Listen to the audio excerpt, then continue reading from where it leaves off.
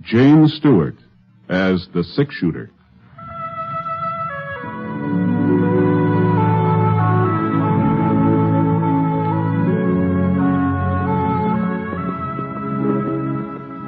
The man in the saddle is angular and long-legged.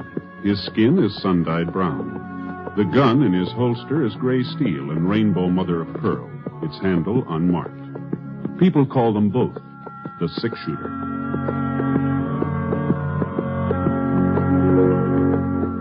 Coleman, America's leader in modern automatic home heating equipment, and the National Broadcasting Company present James Stewart as the six-shooter, a transcribed series of dramas based on the life of Britt Ponset, the Texas plainsman who wandered through the Western Territories, leaving behind a trail of still-remembered legends.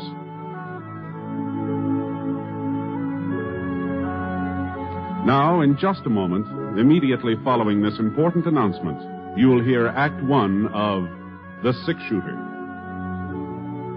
Last year, thousands of Americans who tried to get away with carelessness on the highways were killed or permanently injured in traffic accidents.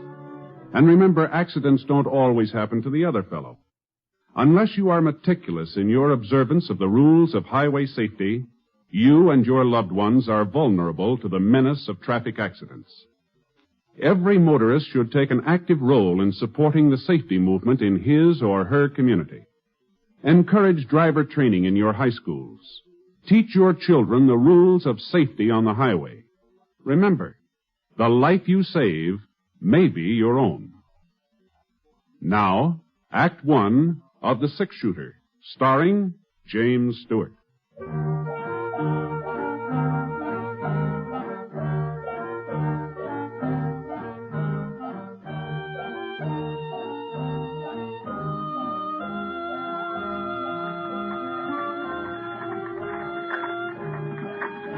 I had a grandstand seat, a rocking chair on the front porch of the Temple City Hotel.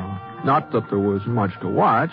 A couple of women looking at the bonnets in the windows of Bradley's Mercantile, and some kids playing mummy peg over in the alley next to the bank, and the checker game in the shadow of a big elm across the street. But it was a couple of days before I was due to pick up some cattle in Atterbury for Mrs. Pritchard, and, well, Temple City seemed as good a place as any to stop over. I was considering taking a little nap when I saw Will. At least that's who I thought it was. He was coming out of the general store carrying a box of groceries. I couldn't be sure, though, because just as he started to climb into a wagon, another man rode up alongside and shut off my view. Well, look who's in town. You doing the marketing, Will? Thought the women usually did that. But I guess in your case, it ain't such a bad idea to switch things around. I was hoping I'd run into you, Temple. 2 of my cows have been killed this week. You mean your wife's cows, don't you, Will? It wasn't 2, 3. The boys found another one grazing on my side of the creek this morning. You're going to have to do something about that fence of yours. You won't have no stock left at all. That fence was all right yesterday. Maybe. But this is today. Now, you listen to me, Temple. I figure it's about time you done the listening, Will. I want your wife's ranch. Ain't made no bones about it. She was willing to sell until you came along. She ain't willing now. I'll give you $2 an acre. That's more than a fair price. Anybody will tell you that. We're not going to be shoved off that land, not for $2 an acre or 20. Then maybe I'd better talk to Sarah, seeing as how it's her property. No! I'm warning you. You stay away from our ranch and our cattle, or I'll... Well, go on. Tell me what you'll do, Will. I'd be real interested to find out. Come on, Bill. If it was Sarah giving him the warning, I might take it seriously, seeing as how she wears the pants in the family. The wagon moved in closer where I was sitting. I got a good look at him now. He'd changed a lot since last time we met up. He was older. There were a couple of those squint wrinkles between his eyes. Even so, he still could have been more than 23 or 4, seeing as how he was only about 20 when we worked on the West Star Roundup together. Hey, Will! Hey, Will! I thought he'd recognize me, but I guess I'd changed some, too. I wasn't getting aged or like that, but I'd ripened up a bit, I guess. Anyway, Will kind of glanced my way and then drove on. And from the way he was holding those reins, I had a pretty good idea of what he was thinking. This Temple fella, he pushed him too far. And if I knew Will, he was getting ready to do something about it. Well, there was no point in trying to run him down now. We'd probably meet up later. So I went into the hotel and looked around for a place to sit down. The clerk behind the desk was playing a game of solitaire. Howdy, Mr. Ponset. Something I can do for you? No, don't think so. Room all right? Yeah, it's fine. Room's fine. Real pleasure having you staying with us. Anything you'd like, will you? The Black Queen. Huh? It plays on the King of Diamonds. Oh, thank you. Like to look at the Denver paper? Just came in on the stage. No, thanks. Just the same. I was sort of figuring on a little snooze. A little too much racket outside. I know what you mean. Noah Temple's got a voice that carries all right. I could hear him and Will arguing clear in here. Yeah. Don't amount to nothing now, Mr. Ponset. They've been squaring off like that ever since Will moved to town and married Sarah Blake. Oh? Oh, looks like I'm stuck. Good thing I'm not playing at the gambling hall. I'd be out $50. You see, Noah's got the idea of buying Sarah's ranch, and there ain't going to be no stopping him until he buys it. Will he need her land for any reason? Sure thinks he does. Now, if I can just get me the ace of spades. 40 years ago, Noah's grandfather started this town. He owned all the acreage between the foothills and the creek out south. Old Temple City was named for him, as a matter of fact. Is that so? But the old man's son, Fred, well, he wasn't much good. First thing you know, he'd sold off nearly everything his dad had left him. When Noah took over, he swore he'd get all the Temple property back again. Guess it sort of stuck in his craw that the Temples wasn't the biggest outfit in the valley no more. Doggone that Black Seven. How's Noah Temple been doing? Well, first folks didn't take him serious. They thought he was just a talker like his father, but he sure fooled them. Yeah, today he's got more acres than his granddaddy ever had. There's only one piece of the original Temple setup he ain't been able to buy back. That land of Sarah. Oh? Sure was a surprise when Will wouldn't let her sell it. Nobody ever figured he'd stand up to Noah. A man like him. Was there something wrong with him? 7, 8, 9. What's that? Oh, well, you see, Mr. Ponset, Will's a coward. You see, as he's yellow clear through. He won't ever wear a gun. If there's a posse being formed, but he don't go along. And if there's a fight, he lays low. You can call him names, you can insult him. The way Noah Temple did, he just takes it. Gee, that sure don't sound like him to me. You know Will, Mr. Ponset? Used to. A couple of years ago, we worked around up together. Oh, that must have been before he moved to Temple City. Yeah, it's down in Texas. Back there, Willie Techman wasn't afraid of nobody or nothing. And for a youngster, he's mighty fancy with a gun. Techman? That's right, yeah. Oh, but that ain't his name, Mr. Ponset. Will's name is Fetter. Oh? Yeah, Will Fetter. Oh, no wonder you were surprised about him being yellow. You got the wrong man. Uh-huh. Well, they must look alike. This friend of yours and Will Fetter. Yeah. Yeah, I guess I do, yeah.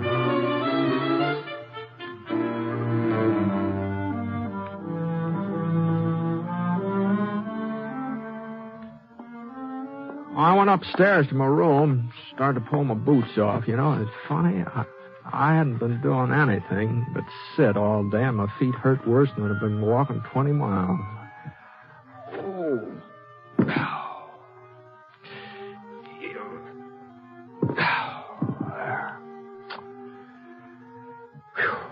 I looked out the window. The sun was just about even with the church steeple. I saw it be around 3 o'clock. I had a couple hours before supper, so I let myself down in a bed.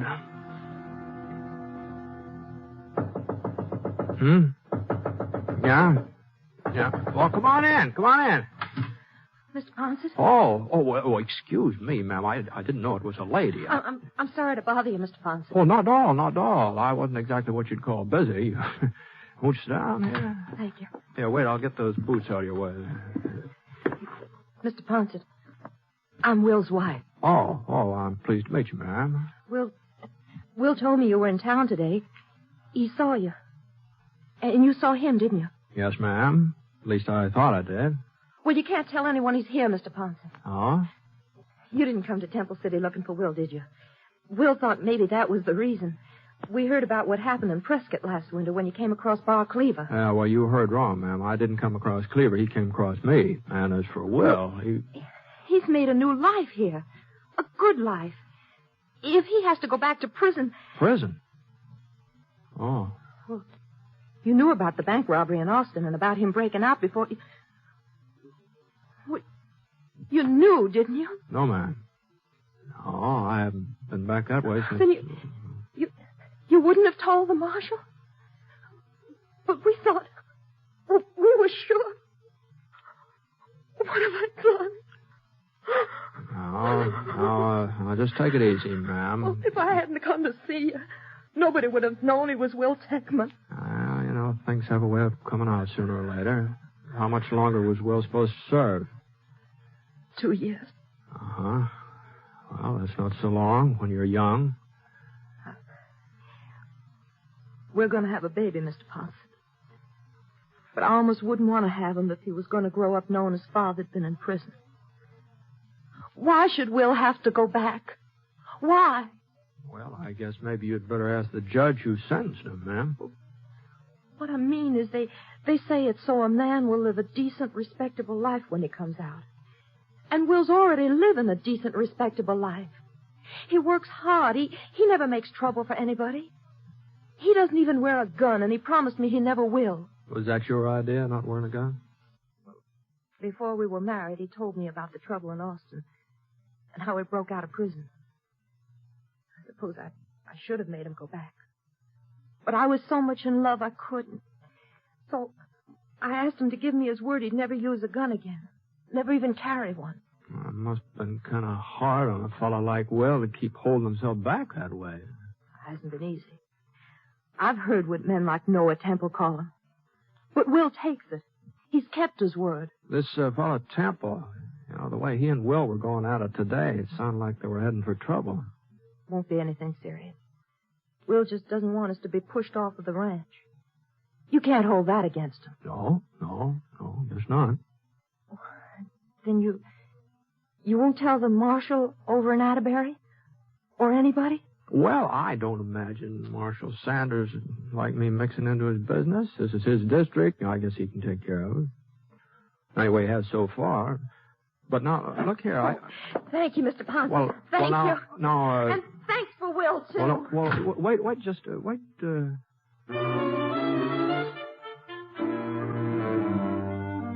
Well, after all, most of what she said was true. Sending Will back to prison might do more harm than good. And it wasn't up to me to sit judgment on him. I was going to be leaving town in a day or so anyway, and if anything happened after that, it wouldn't be my concern. So, of course, a man does have certain duties even if he's not wearing a badge. A man who spots a wanted criminal, he's supposed to report it.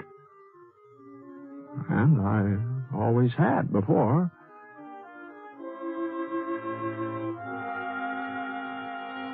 I scraped some of the mud off my boots and washed my face, put on a clean shirt, and went downstairs into the lobby. The clerk was still playing solitaire. Just beat myself again, Mr. Ponson. I was playing in the gambling hall. I'd be ahead about $140. Pretty good for one afternoon, isn't it? Yeah, real good. About time for supper? Yeah, go right on in. Molly will fix you up. Got baked ham tonight. Fine. Oh, say, Mr. Ponson. Yeah? Remember us talking about Will Fetter and him being afraid to carry a gun? Uh-huh. Well, the darndest thing just happened. Oh, it wasn't any more than 15 minutes ago, I guess. Everybody's talking about it. He went into Bradley's mercantile and he bought himself a carbine. Oh? Of course, he's just trying to bluff Noah Temple. Folks are giving 10 to 1. Will don't even know how to load a rifle. Where you going, Miss Ponson? Dining room's over there. I guess maybe I'm not hungry yet. Say, whereabouts is Will's ranch? I think maybe I'll take a little ride. Maybe work up an appetite.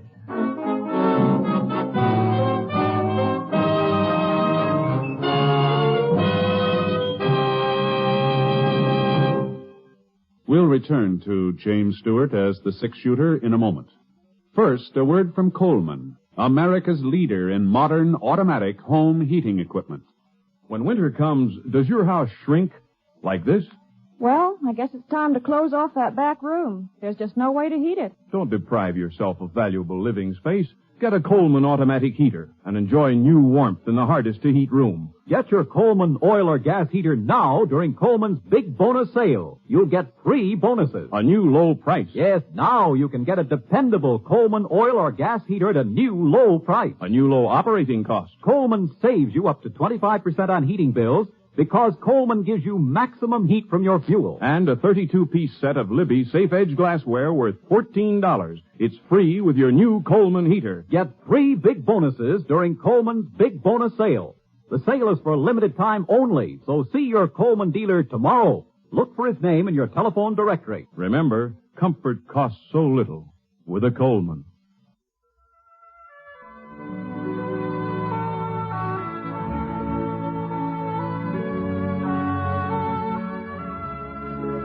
Now, Act 2 of The Six Shooter, starring James Stewart as Britt Ponson.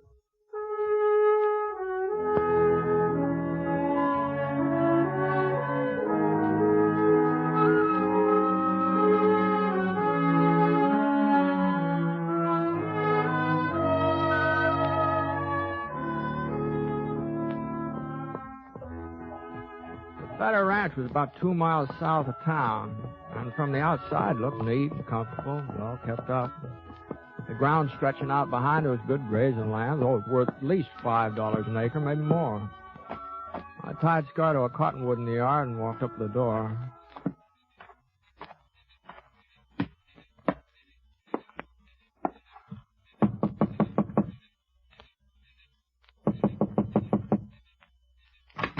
It's about time you got home, Will. That was... Oh, Mr. Ponson. Evening, ma'am. Come on in. Will's not here? No, he was gone when I came back. He must be out tending the stock. Uh-huh. What's wrong, Mr. Ponson? You haven't changed your mind, have you?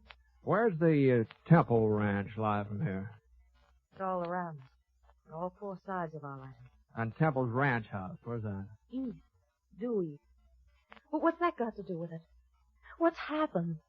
Will was in town this evening. He bought a rifle. I don't believe it. He promised me. You're wrong, Mr. Ponset. Will isn't gunning for Noah Temple. He's out tending stock. Well, he'll be home any minute. You'll see. Maybe. Where are you going? I hear Temple's got quite an outfit. Worth paying a visit. You won't find Will there. He gave me his word he'd never use a gun again. You won't find him.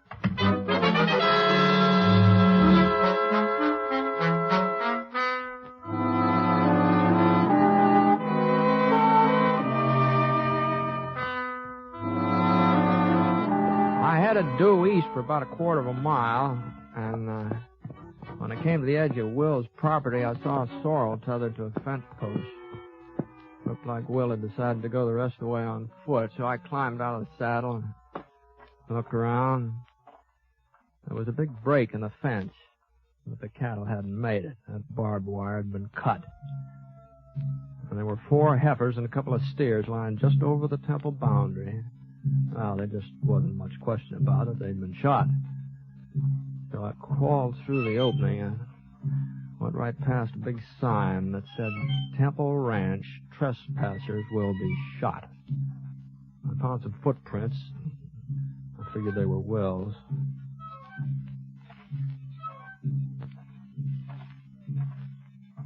About 30 minutes later, I caught sight of the ranch house. It was built about halfway up the side of a pretty steep hill, big, sprawling building. There was a light inside, and I could just barely make out Noah sitting at a desk working on some papers. But where was Will? He had plenty of time to get here. And I heard his step and swung around. There was one of Temple's hands pacing up and down near the stable alongside the house. The way he was holding the rifle, it looked like an army sentry instead of a cowhand. All of a sudden, he gave a little gasp. I saw a shadow tighten around his throat. The sentry went down, and there was a struggle. Not very noisy, though. Not noisy enough for Temple to hear it. And then everything was quiet. The shadow stood up. It was Will Techman. He was inching his way toward the house, toward the window where Temple was sitting. I came up behind him. I pulled out my gun. He was starting to aim his rifle. Will. Drop it, Will. Yeah. I might have known you'd turn up. Give me your rifle, Will. Could get off a shot. At me, but not at Temple. Temple gets our ranch and I go to prison, is that it? We'll talk all about that as soon as we get back to your place. Now, come on.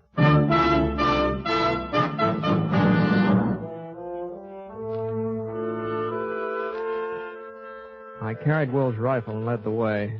About 20 minutes later, we passed another one of Temple's guards. He was dozing, didn't notice it. Still had a couple of miles to go before we'd reach the fence where we'd left the horses. Will was sort of panting for breath. All right, let's rest a minute. Okay. I thought you promised your wife you'd never take up a gun again, Will. Mr. Ponce, You see them dead heifers over by the fence? Yeah? Had a bout wipes I heard of. When I found them, I had to do something. As long as you knew who I was anyway, as long as I was going back to prison, I had to fix it so Sarah wouldn't have the ranch taken away from her. You wouldn't think a piece of land would be worth everybody getting so excited about. I've been shoved around, Britt. Ever since I was a kid, I've been shoved around. Even when I held up the Austin Bank, I wasn't the one who... The one who what? Nothing. Since I married Sarah, well, I've had to take a lot that other men wouldn't put up with because of her and because of her knowing what I was. This thing with Temple got under my skin. I made up my mind to stand up to him. A man's got to take a stand sometime, somewhere. Oh, I'm sorry, Will, but... Hey, what's that? Get down, Will. Yep. We've got you dead to rights, brother. Trespassing. I ain't alone, Temple. Britt Ponce's with me. Ponce? That's right, Temple. I might have known Feder wouldn't come alone. Well, I guess 4 of us can take care of 2 of you. He won't be much use to you, Ponce. Not enough fight. Okay, boys, move in. I could see one of his boys firing from behind a tree behind him. So I aimed at his arm. And the bullet hit him on the shoulder and he lurched forward. That meant only 3 of them now, but they were closer. Will still didn't say anything. He was waiting for me to make the next move. I tossed him the rifle. Thanks, Britt. He got to his knees and started across a little clearing. He was still all right when he died behind a boulder. I knew where he was heading, too. Noah Temple had been shooting from behind a clump of pines about 50 yards back. For a couple of minutes, I didn't get a chance to watch him. Temple's 2 guards were on either side of me now. One of them was more than 8-10 feet away. I saw the barrel of his carbine rise up from behind the bush. There's only 1 guard left. About that time, it seemed like he'd had enough. Anyway, I moved across the clearing toward the pine trees where Will had disappeared. Pulled up behind a rock. Well, there was Noah Temple. Crouched down low, his gun ready. A little bit of movement in the brush caught my eye. It was Will. He was right behind Temple. And Temple didn't know it. He was looking my way. Will had a perfect shot. I saw Will's finger curl around the trigger. But Will didn't fire. I couldn't figure out what got into him. He didn't fire. And then he threw his rifle to one side and let out a yell. Temple! Temple turned and got off a shot. Well, he was surprised he couldn't do much aiming. And then Will was on top of him, twisting the gun out of his hands. And after that, I saw a fight the like of which I'd never seen before in my life. There, Will hit Temple across the face, and he went over backwards. And then Temple kicked, and his foot lifted Will right off the ground. But before Temple could pick himself up, Will was right on top of him again. And Temple tried to reach for his gun, and Will brought his boot right down on Temple's hand. Temple quit reaching. And then Will backed away and let Temple up again. And as soon as Temple was steady again, Will drove his fist right into Temple's stomach. And Temple's hand flew apart, and he was wide open. Will hit him again, and hit him again, and again. And finally, Temple managed to send his fist into Will's face. And Will looked like maybe he was going to go down, but he still had a fight left to land a right that snapped Temple's head right back. And it was Temple that toppled over, and then I knew he wasn't going to get up again, not for quite a while.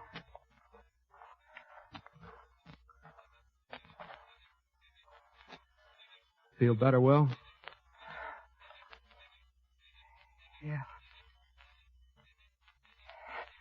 Yeah, lots better. You had your chance to kill him. You had a perfect shot. You didn't have to fight him this way. It's the only way I could fight him, Brett. Huh? I had him in my sights. Something kept me from pulling the trigger. Maybe you'll think I'm crazy, but I kept remembering what I'd promised Sarah. I wouldn't use a gun again. I couldn't pull that trigger, Brett. I just couldn't. Uh-huh. Well, let's see if we can't get Temple here to a doctor. You know, it looks like he needs one.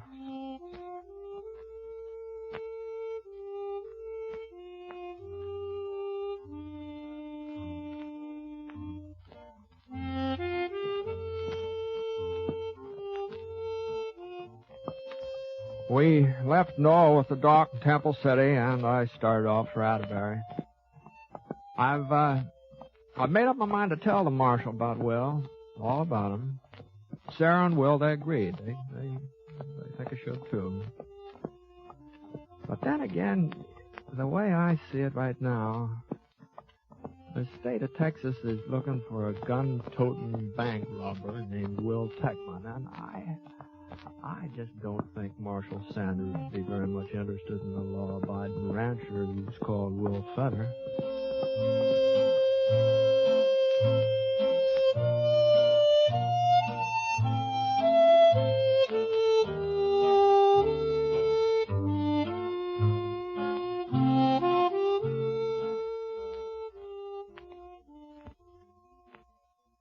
I'd like to take a minute here to remind you about some of the great entertainment that's in store for you on NBC Radio. Now, for most of us, Monday evening is a time to relax, sit back, and take it easy. NBC had exactly that in mind when they designed their Monday night of entertainment. You'll want to listen to the delightful music of the Railroad Hour as they resume their fall schedule of popular operettas that have entertained for so many years. Gordon MacRae will be your host and star, and during weeks to come, you'll have many charming guest stars to add to your listening pleasure with their famous voices. And you'll want to relax to the melodies of the Firestone Orchestra and Chorus under the direction of Howard Barlow on The Voice of Firestone. Another great Monday night favorite is the Telephone Hour, with its wonderful program of music directed by Donald Voorhees. Yes, every Monday night, hear these three fine musical programs on NBC Radio.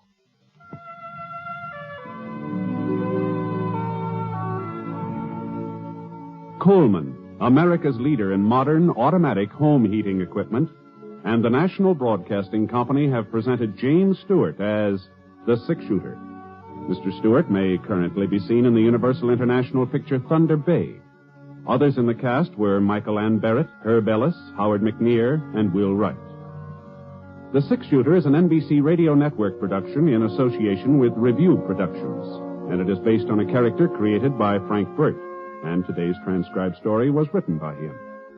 Special music was by Basil Aslam, and the entire production is under the direction of Jack Johnstone. All characters and incidents were fictitious, and any resemblance to actual characters or incidents is purely coincidental. Hal Gibney speaking.